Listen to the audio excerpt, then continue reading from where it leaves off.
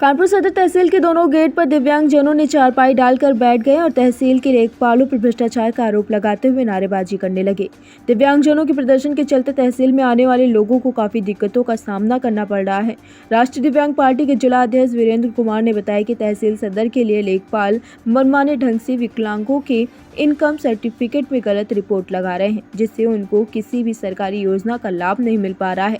Report लगाने के एवज में लेखपाल सुविधा शुल्क मांगते हैं, न देने पर गलत रिपोर्ट लगाकर उनको परेशान किया जा रहा है। इसके विरोध में आज हम लोगों ने तहसील गेट पर खाट बिछाव प्रदर्शन कर रहे हैं। एसडीएम सदर ने बताया कि विकलांग लोगों द्वारा लेखपालों पर भ्रष्टाचार का आरोप लगाकर प्रदर्शन किया जा रहा है। उनकी 3 मांगे हैं, तीनों मांगों को लिखित रूप से ले लिया गया है। जल्द से जल्द जांच कराकर पूरा करने का प्रयास किया जाएगा।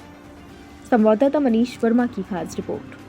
प्रदर्शन कर रहे हैं और किस लिए यहाँ पर तहसील को जाम किया है? भ्रष्टाचार मिटाओ खाट बिछाओ का आंदोलन राष्ट्रीय विकलांग पार्टी कानपुर सदर में कर रही है। दिव्यांगजनों को बहुत ज़्यादा रोष है कि दिव्यांगजनों की आय उनके आमदनी के हिसाब से ज़्यादा बन रही है। लेखपाल घर बैठे मनमानी रिपोर्ट लगा रहे हैं, 8,000 रुपये, 7,000 रुपये, 6,000 रुपये, जिससे दिव्यांगजनों को सरकारी योजनाओं का लाभ नहीं मिल पा रहा है। इसके पूर्व कई दफ़े प्रत्यावेदन माननीय जिलाधिकारी महोदय, एसडीएम महोदय को दिया जा चुका है, लेकिन अभी तक कोई कार्रवाई नहीं हुई है। इसलिए राष्ट्रीय विकलांग पार्टी ने तय किया है कि भ्रष्टाचार मिटाओ खाट बिछाओ का आंदोलन सदर तहसील में करेंगे और जब तक हमारी मांगें पूरी नहीं होती हैं, जब तक राष्ट्रीय विकलांग पार्टी के कार्यकर्ता डटे रहेंगे। कब तक ये आप घेराव करते रहेंगे, कब तक क्यों हट रहे हैं? जब तक हमारी मांगें पूरी नहीं होती हैं। एसडीएम महोदय हमको आश्वासन दें कि दिव्यांगजनों की आय जांच करके बनेगी और लेखपाल जांच करके बनाएंगे और ऐसी बनाएंगे जिनको उनको सरकारी योजनाओं का लाभ मिले।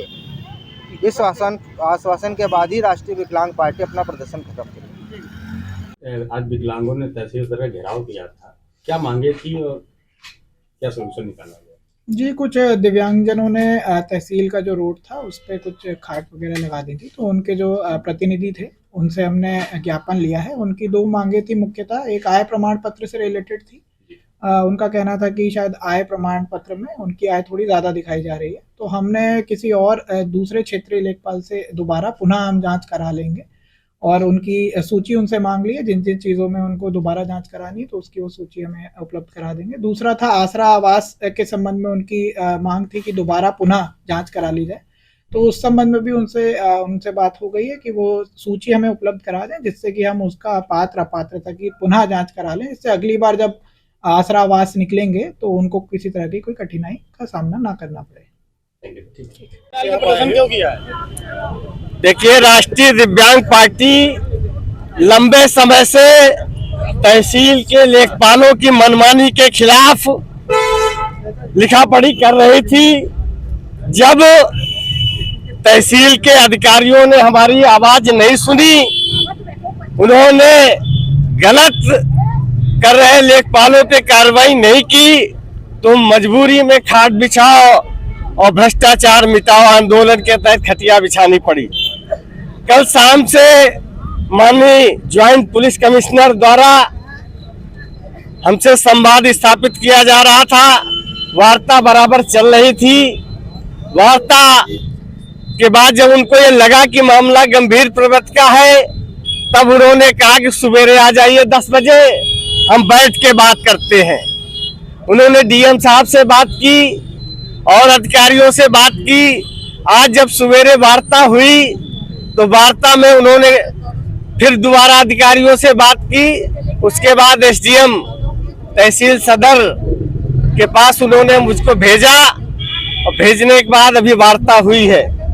जो भी समस्याएं हैं लेखपालों के स्तर से, उनकी जांच होगी। जिन्होंने गलत किया है वो लेखपालों के खिलाफ कार्रवाई होगी और जो रिपोर्टें तहसील में लंबित है उनको तत्काल भेजा जाएगा। ये आश्वासन मिला है।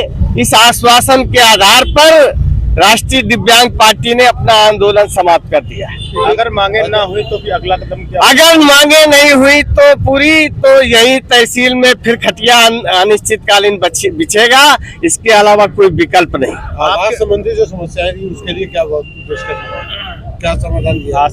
आसरा आवास में जो जांच रिपोर्ट गलत लगाई गई है उसकी भी जांच हो रही है, दोषियों पे कार्रवाई होगी। और उन्होंने एक आश्वासन और दिया है कि अगली जो आसरा आवास योजना आ रही है उसके लिए आप लिस्ट दे दीजिए, हम उसकी जांच करा के रख लेंगे और जैसे ही योजना आएगी हम डूडा को भेज देंगे। कोई घायल भी हुआ है आपके कारण? एक महिला घायल हो गई है आज दुर्घटना में, गाड़ी पलट गई थी जिसको उर्सला अस्पताल भेजा गया, हम सब लोग वहीं जा रहे हैं।